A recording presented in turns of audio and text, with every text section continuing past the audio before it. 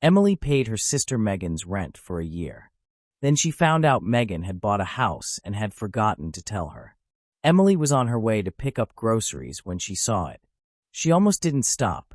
It was the kind of thing you notice in passing. A big sold sign staked into the lawn of a cute little house on a quiet street.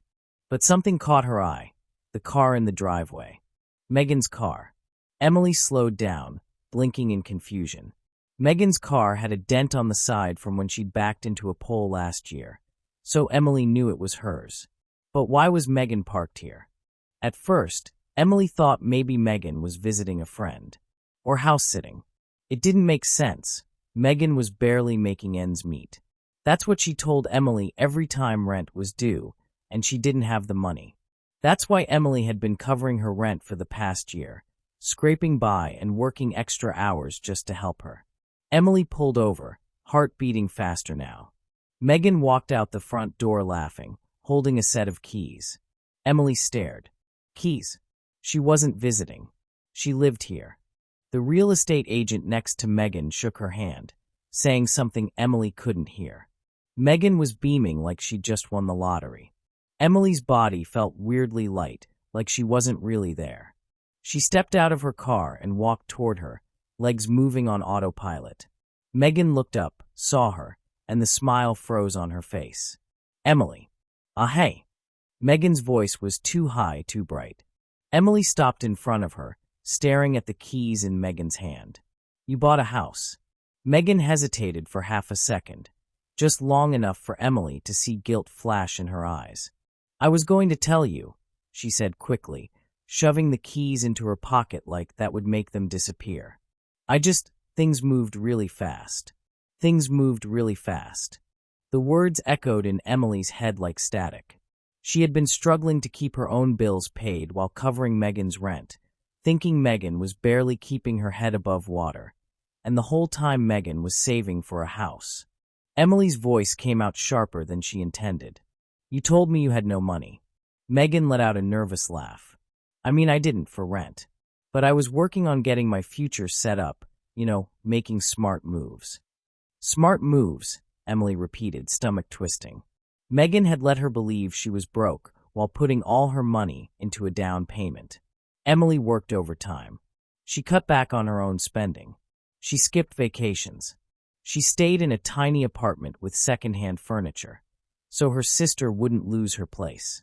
And Megan was never struggling at all. Megan's smile faltered. Look, Em, I get why you're upset, but it's not like you gave me money directly. You helped with rent, sure, but I never asked you to. Emily blinked. What? Megan shrugged. I mean, yeah, I told you I was tight on money, but I didn't say you had to pay. You just did it. Emily's jaw tightened. Because you made it sound like you were struggling. Like you had no other choice.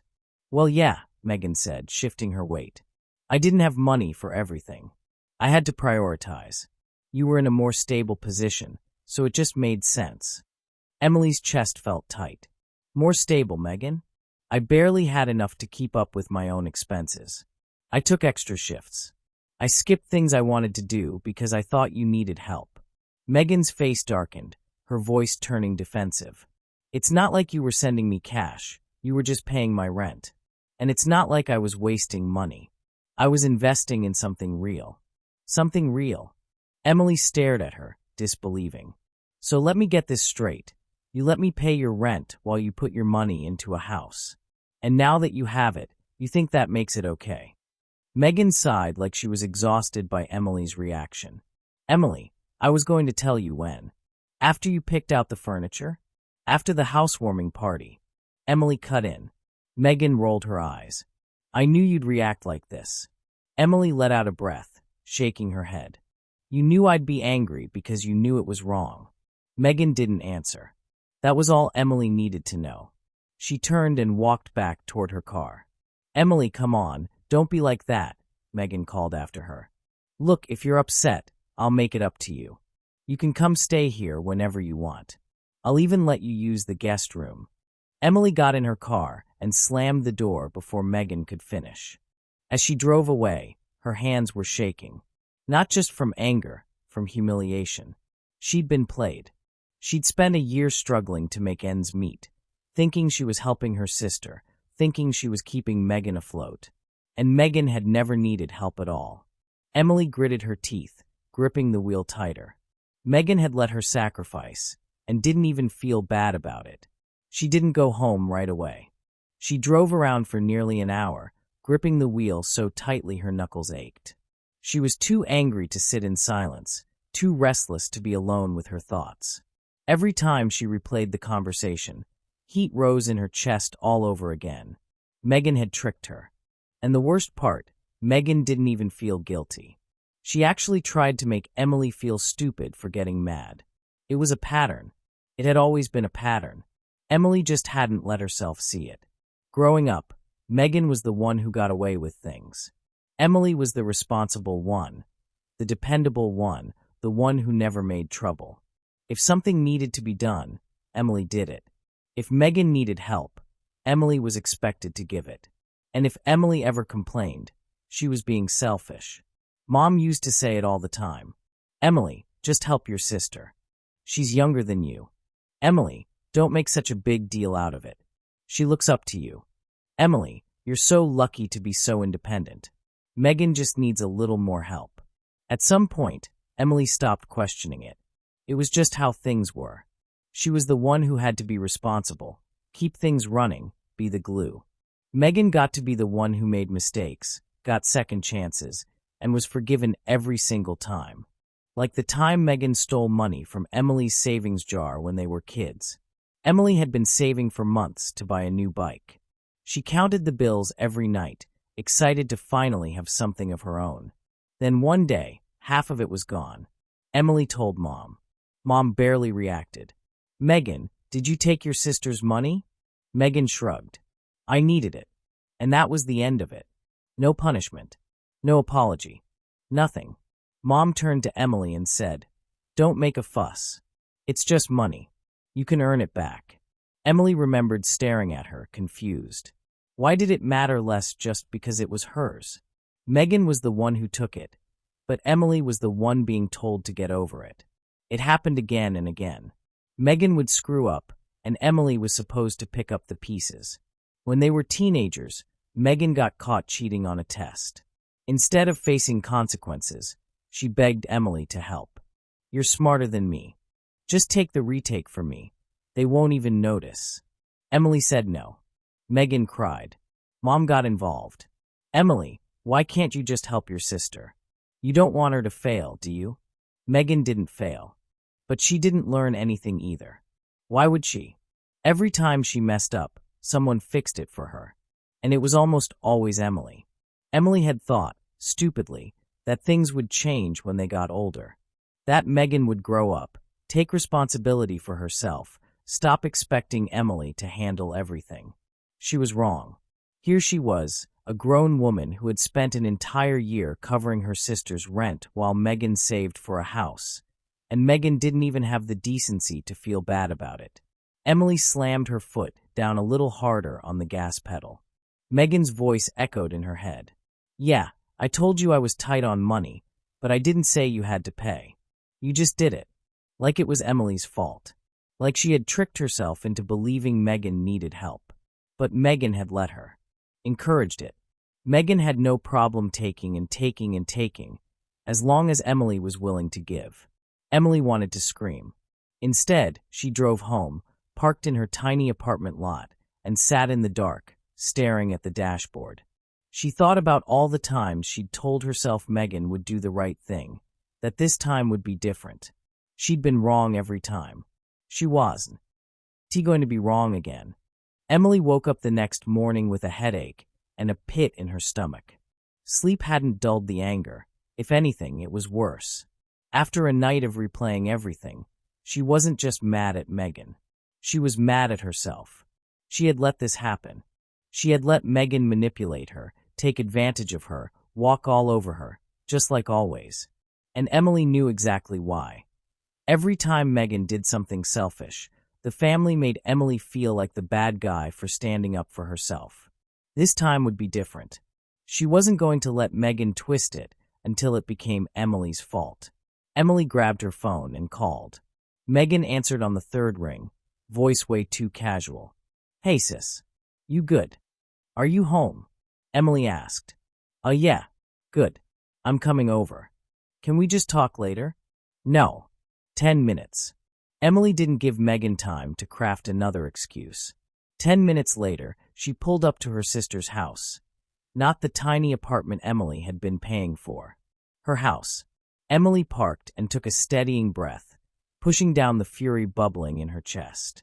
She wasn't going to let Megan gaslight her, guilt her, or make her feel crazy this time. Megan opened the door before Emily even knocked. Look, Em, I get that you're mad, but... Emily pushed past her into the house. Mad, Megan? I'm beyond mad. Megan closed the door and crossed her arms. You're overreacting. Emily actually laughed.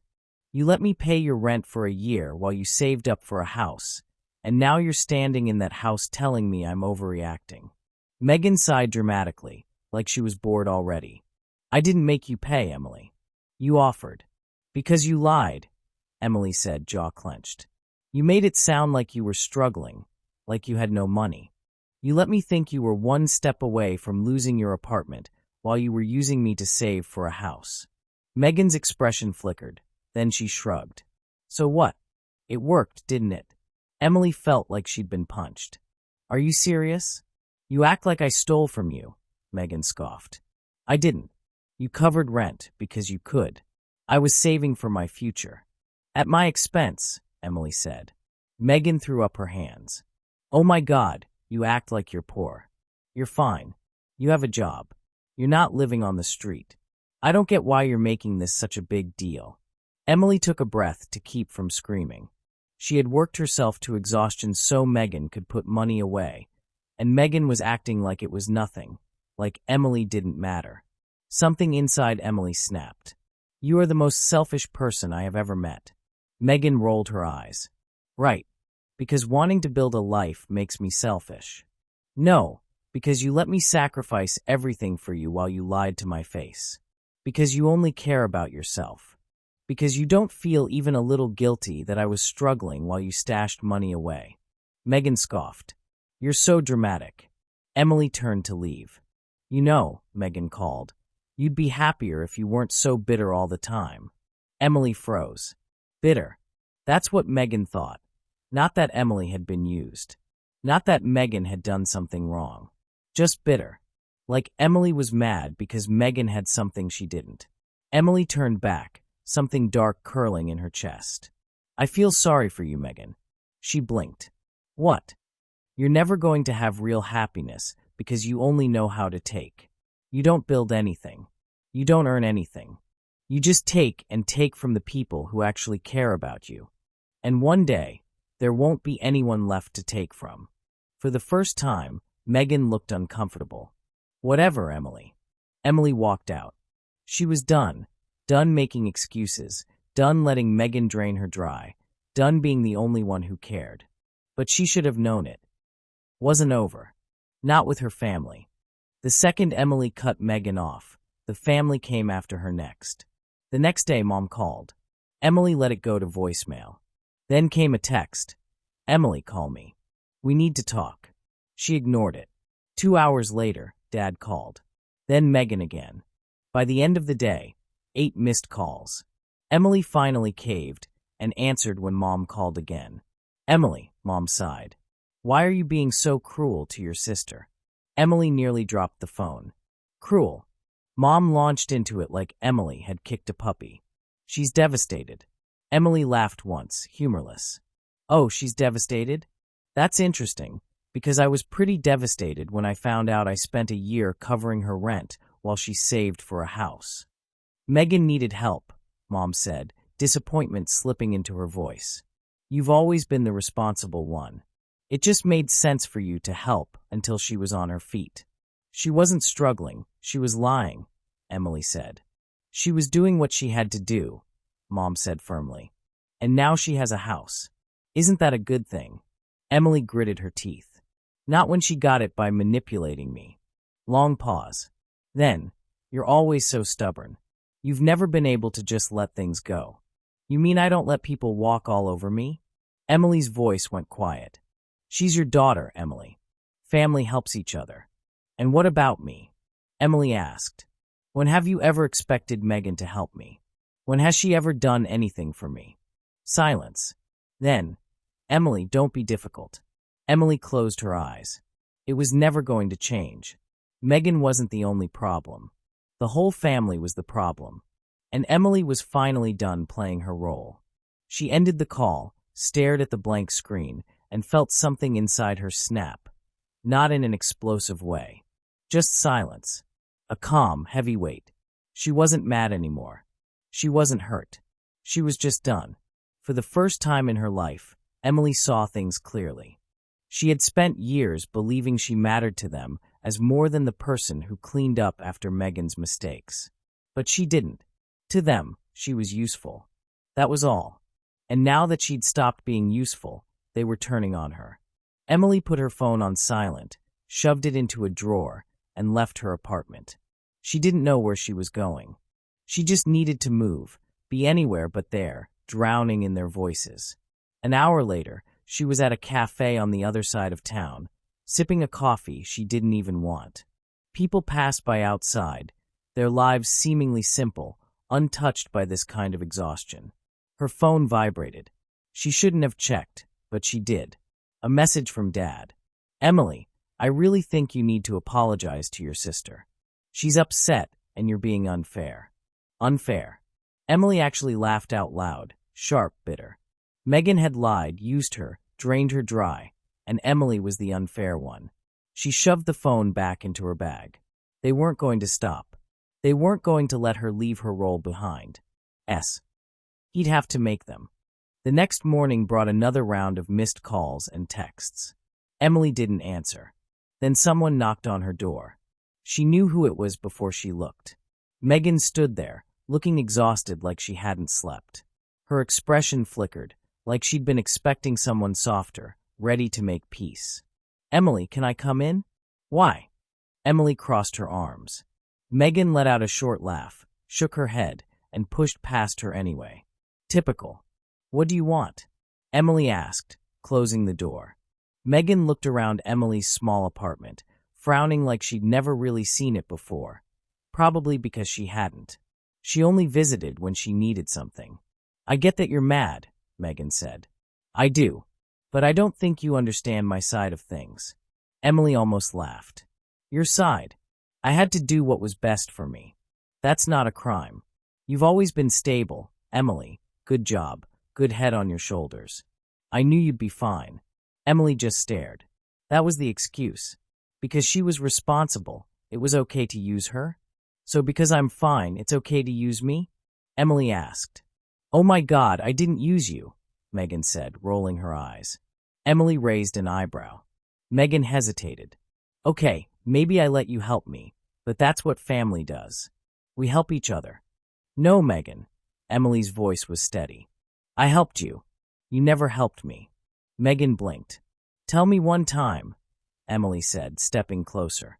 One time in our whole lives you sacrificed something for me. Silence. Megan shifted. Emily, come on. Say it. Megan looked away. I don't know. I never kept track of stuff like that. Because you never had to, Emily said. Megan's jaw tightened. You're acting like I committed a crime. I'm doing what's best for me, Emily said coolly. Megan frowned. What does that mean? It means I'm done. Done with what? With me? With the family's expectations. Megan forced a laugh. No, you're not. Emily didn't smile. I am. For the first time, real panic flashed in Megan's eyes. Emily, don't be ridiculous. You're mad. You'll get over it. Not this time. Megan let out a frustrated breath. Okay, fine. What do you want? You want me to pay you back. Emily looked at her. You don't have the money. Megan hesitated. You can't afford the mortgage, can you? Emily asked softly. Megan flinched. That was it. That's why she was here. It wasn't just guilt or their parents pushing her.